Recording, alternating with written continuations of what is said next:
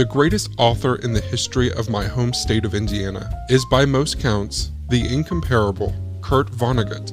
Before I ever knew he was a fellow Hoosier, I had chewed through a dozen of his books in high school, in place of schoolwork, the Bible, and everything else.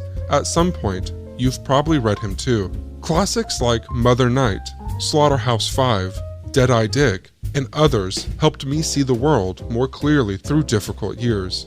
They helped me see the world like Kurt Vonnegut, which is to say, with kinder, gentler eyes.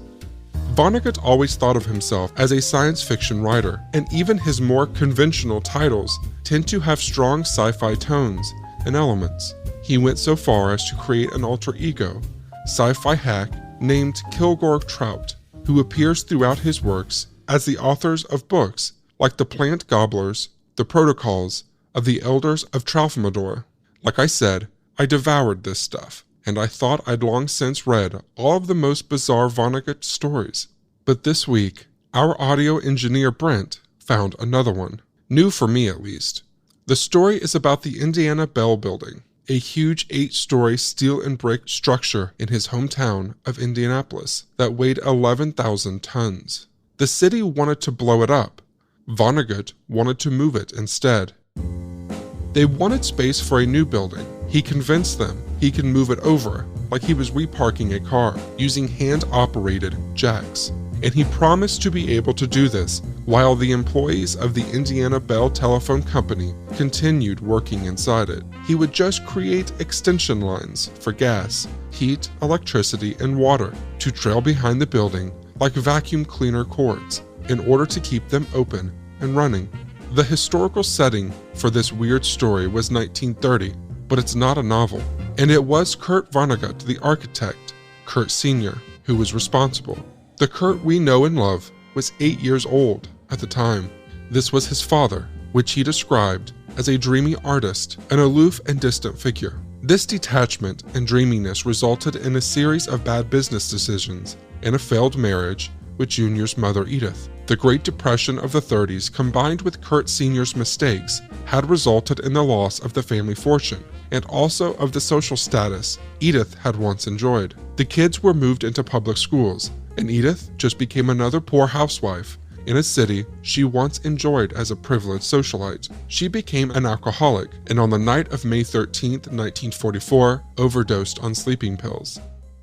Kurt Jr. was the one who found her body when he entered her bedroom the following day on May 14th, Mother's Day.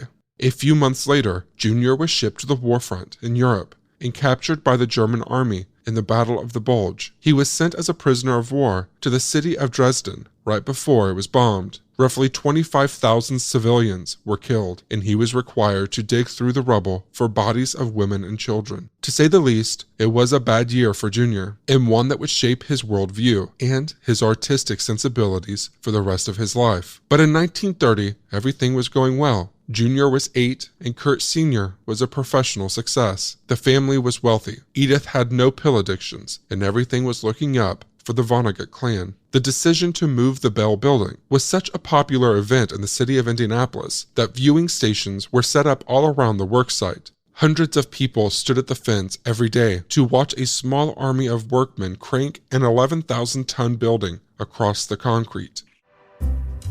According to the Indianapolis Star, every 6 strokes of the jacks would shift the building 3/8 of an inch, moving at 15 inches per hour, all with the fully staffed offices functioning up above. Employees claimed to be unable to feel any of it, even as the building moved 10 feet per day underneath them. It's such a strange image, this huge building scooting steadily across the ground. Actually, when you watch the move, you realize it's more swinging into place. You can find a GIF of it on our website. Keep in mind, these jacks were hand-operated. They were assisted by steam, but the bulk of the power came from good old-fashioned elbow grease. According to the Star, the actual movement was enabled by a, quote, concrete mat cushioned by Oregon fir timbers, a 75-ton hydraulic jacks and rollers. And as the weight of the building moved off one roller, workers placed another ahead of it. Altogether, it took less than 30 days to roll the building into place. To this day, it's one of the biggest structures ever moved. It'd be amazing if it happened in downtown Indianapolis today. It's almost unthinkable for the 1930s. Kurt Vonnegut Sr. did something amazing. He imagined an impossible solution